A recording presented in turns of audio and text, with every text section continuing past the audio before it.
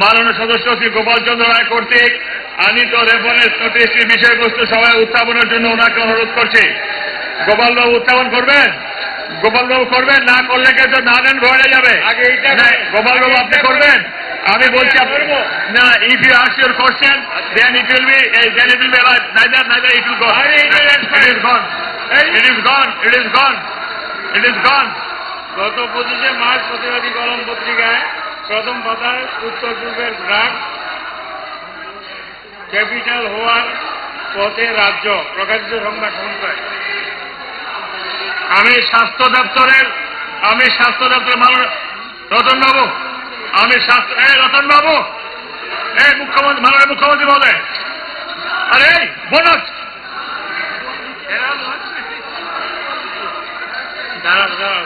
মাননীয় মুখ্যমন্ত্রী মহোদয়, গোপাল বাবু একটা কোশ্চেন ছিল, স্বাস্থ্য ভারপ্রাপ্ত মন্ত্রীকে বিশ্বে বিবৃতি প্রদানের জন্য আহ্বান করছি। যদি তিনি বিবৃতি অপারগ হন তাহলে পরবর্তীকে তারিখ জানাবেন। 1 এপ্রিল আমি দেবো। 1 এপ্রিল, ওকে। কেন দ্বিতীয় রেফারেন্সটি যুগ এনেছেন শ্রী দীপঙ্কর সেন, শ্রী রামু দাস। এখন আমি ওনাদের রেফারেন্স বিষয়বস্তু সভা উত্থাপনের জন্য অনুরোধ করছি। Dipankar Sen, Shri Ramu Das 1, Dipankar Sen, Shri Ramu Das 2, Dipankar Sen, Shri Ramu Das 3, null and void, বাতিল হয়ে গেল। তৃতীয় রেফারেন্স নোটিশ এনেছেন শ্রী রঞ্জিত দেববর্মা মহোদয়। এখন আমি ওনাকে রেফারেন্স নোটিশটি বিষয়বস্তু সভায় উত্থাপনের জন্য অনুরোধ করছি। রঞ্জিত বাবু। হ্যাঁ স্যার, বলুন।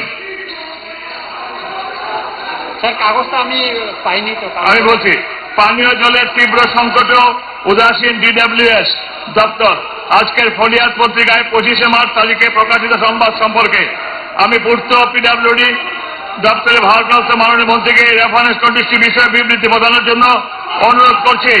যদি তিনি আজ বিবৃতিতে প্রস্তুত না থাকেন তবে সময় চাইতে পারেন না, পরে তিনি কবে বিবৃতি দেবেন সেটা অনুগ্রহ করে জানাবেন।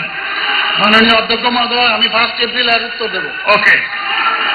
এখন দৃষ্টি আকর্ষণ নোটিশ। দৃষ্টি নোটিশটি আমি মাননীয় সদস্য 3টি দৃষ্টি নোটিশ পেয়েছি। এই নোটিশগুলি গুরুত্ব ধারণ করে উত্থাপনের সম্মতি দিয়েছি। প্রথম নোটিশটি দিয়েছেন শ্রী শম্ভুলাল চাকমা মহোদয়।